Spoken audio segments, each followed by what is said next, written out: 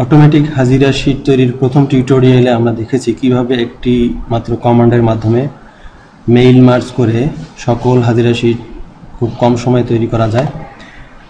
তো সেই হাজিরা শীটে তৈরির যে একটা সমস্যা ছিল সেটি হচ্ছে যে সবগুলো পেজ নাম্বার এখানে দেখা যাচ্ছে ফুটারে 1 এখানেও দেখা যাচ্ছে 1, অর্থাৎ এখানে কন্টিনিউয়াস পেজ নাম্বার আসছে না। সেক্ষেত্রে এখানে একটি ম্যাক্রো অ্যাপ্লাই করতে হবে। ম্যাক্রো হচ্ছে একটা ভিজুয়াল বেসিক কমান্ড। তো সেটি অ্যাপ্লাই করার পূর্বে আমাদেরকে দেখতে হবে যে আমাদের ওয়ার্ড এখানে ডেভেলপার অপশন আছে কিনা।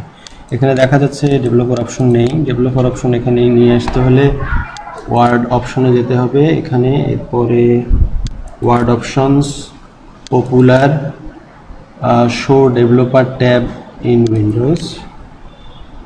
ওকে, তাহলে আমরা দেখলাম এখানে ডেভেলপার ট্যাব এখানে চলে এসেছে।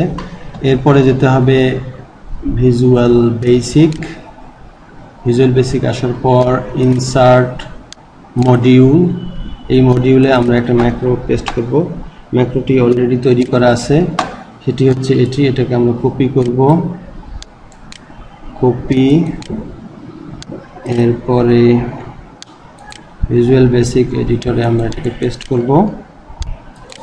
তো ম্যাক্রোটিকে আসলে দেখার মতো কিছু নেই। ম্যাক্রোটি আপনাদের ফেসবুক কমেন্ট বক্সে দেওয়া হবে অথবা ইউটিউব কমেন্ট বক্সে দেওয়া হবে, সেখান থেকে কপি করে নিয়ে এখানে পেস্ট করলেই চলবে। ভিজুয়াল বেসিক অফ করলাম। এরপরে আমরা এখানে দেখতেছি ম্যাক্রোর এখানে একটি ম্যাক্রো দেওয়া আছে কন্টিনিউয়াস পেজ নাম্বারস। এটা সিলেক্ট করব।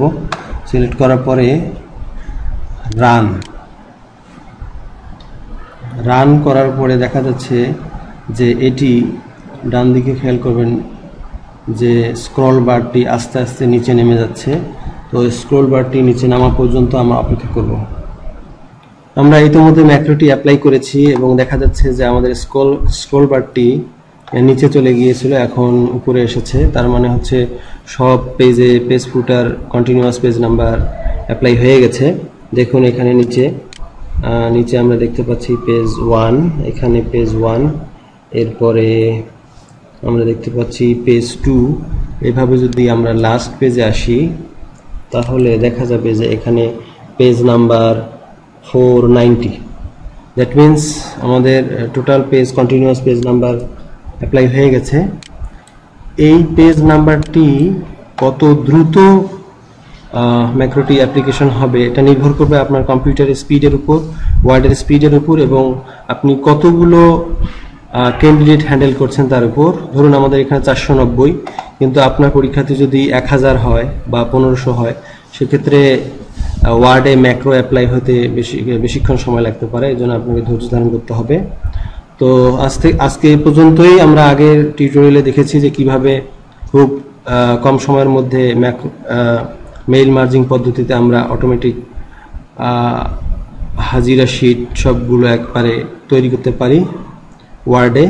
এই পরবর্তী টিউটোরিয়ালে আমরা দেখব যে একই কাজটি কিভাবে অ্যাক্সিসের মধ্যে রিপোর্ট ডিজাইনের মাধ্যমে আমরা করতে পারি। তো সে পর্যন্ত থ্যাংক ইউ ভেরি মাচ।